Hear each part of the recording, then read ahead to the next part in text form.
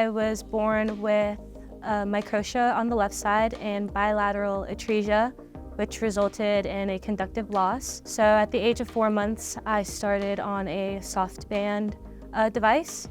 Then I transitioned to an analog hardband device when I was about 2 years old. And then in middle school, I then transitioned to a Baja device on a softband. And most recently, in May of 2021, I had surgery and was implanted with an Osia device.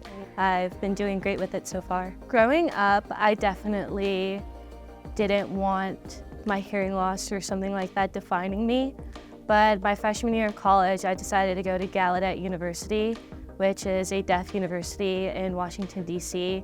And just being around a different sense of community really helped me come into my identity.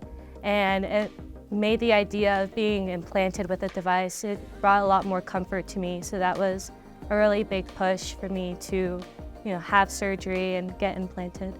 My family and I, we did a lot of research on the different products, the different types of technology. The Cochlear always felt like the right choice, and I started with Cochlear and wanted to continue with the company. I chose to get the Osia System for its more lightweight and sleeker design. The Osia has impacted my life in various different ways.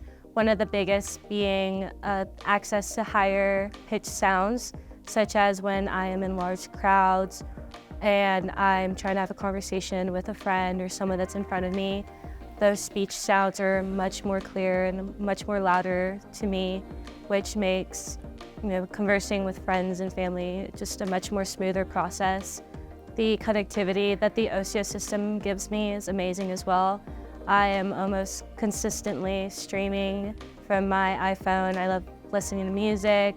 The feature that I use the most with my Osia device is most definitely the Bluetooth streaming compatibility. I love listening to music. I definitely try to use the app to, change the settings a bit so that I can have the best overall listening experience. Something that surprised me with the Osia device is definitely that direct transmission of sound. I was wearing the Baja on a softband, so that direct transmission of sound was a bit lacking, but then once I got implanted with the Osia device, I had that direct transmission of sound, which made a lot of those higher frequency sounds a lot more crisp and a lot more clear, which helped in everyday life, such as speech sounds.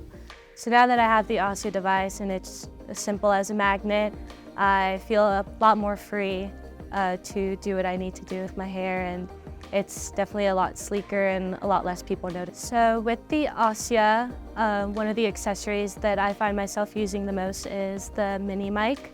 As a college student, I am always in the classroom, and it is very important to me that I am able to hear the professors as well as I can. So I love having the mini mic so that I can directly stream the teacher's voice into my device and I'm not missing any information.